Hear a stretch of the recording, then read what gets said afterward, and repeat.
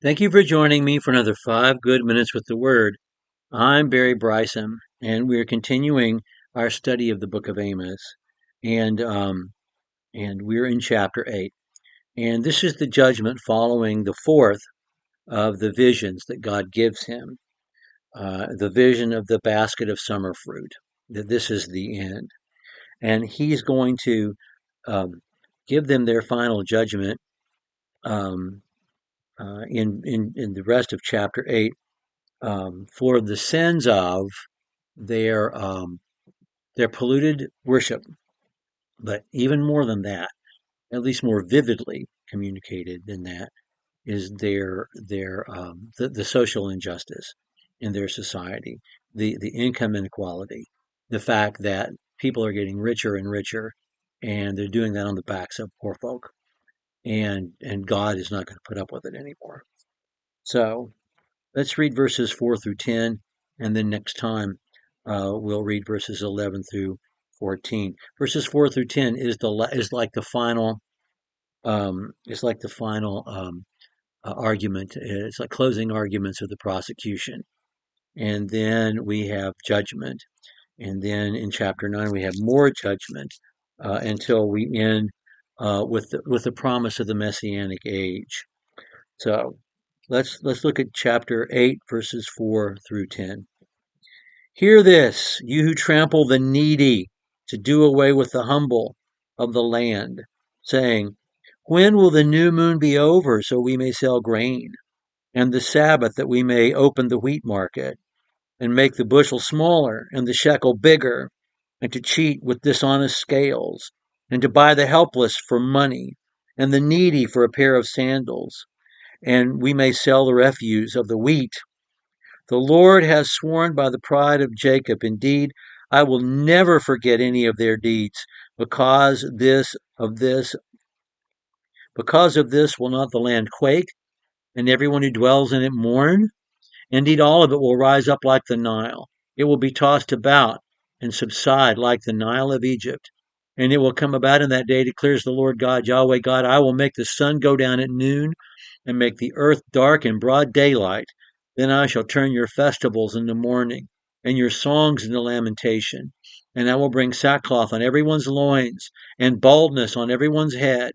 And I will make it like a time of mourning for an only son, and the end of it will be like a bitter day. There's just so much here. It's so vivid. I hope that we continue to be amazed at just the wordsmith that Amos is. Just and of course this is God speaking. God is speaking. Amos is just delivering his words. So that's not really precise, is it? Just the way God can use the limited tool of human language to just make things so clear to us. Hear this. Who's he talking to? This judgment. He's talking to those who are practicing social injustice, who trample the needy and do away with the humble of the land, who say, when will the new moon, when will the Sabbath be over so we can get out there and make some money? The first thing I want to notice is they were observing Sabbaths. They were just anxious for them to be over. That's interesting, isn't it? Um, and it talks about making the bushel smaller and the shekel bigger. That just so much sounds like sound business policy, doesn't it? In a capitalist economy, and that's what they're doing. Um, um, Let me say something about God's economic system, and I'm not saying that we can transfer God's economic system to modern times, because the economic system that God sets up in the law that He delivered to Moses for the children of Israel when they would be in the Promised Land is based upon an agricultural um, theocracy where God is in charge, and there are just village elders, and there are priests, and everybody's pursuing an agricultural lifestyle to varying degrees. So you can't, but the whole system that God set up with the Jubilee year and and and um, the Sabbath years, and the way property ownership has to revert back after 50 years to its original owners, and the way you have to let land fallow, and the whole business of gleaning.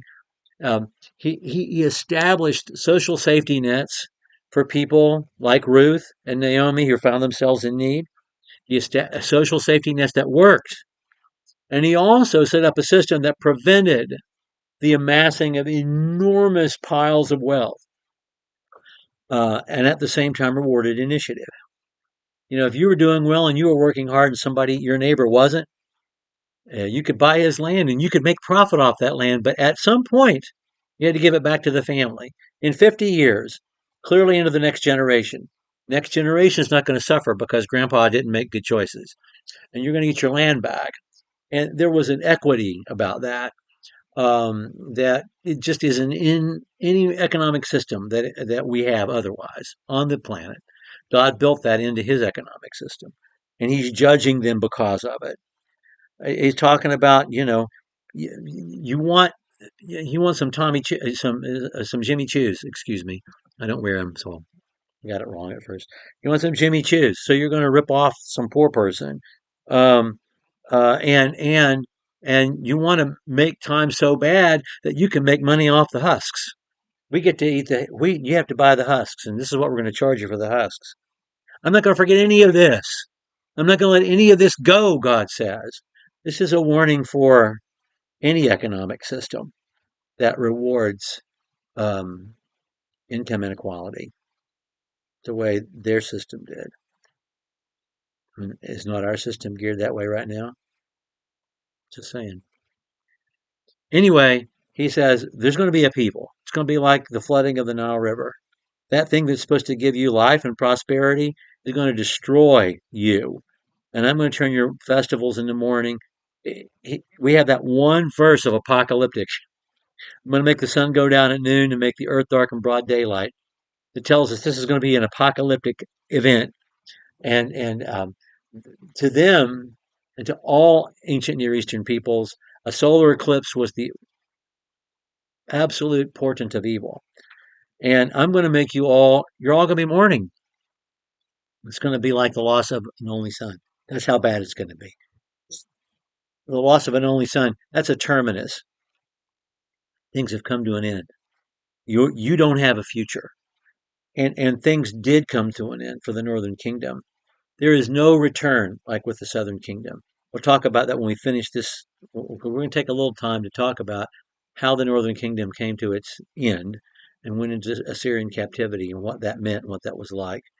Um, but it is a terminus for these tribes. There will be a few survive. Maybe not even people from all these tribes survive. I'm not sure, not exactly. But, we see some survive. Maybe some that ended up fleeing to the southern kingdom when they saw the writing on the wall, or were living in the southern kingdom anyway. I don't know. Some may have made their way back. But this is the end of the road for the 10 northern tribes. It really is. It will be like losing your one and only son. The line is gone. Okay. We'll pick up with those days. Behold, those days are coming. Look, God's saying, look one more time, verses 11 through 14 next time. Thank you so much for joining me. Another 5 good minutes with the Word.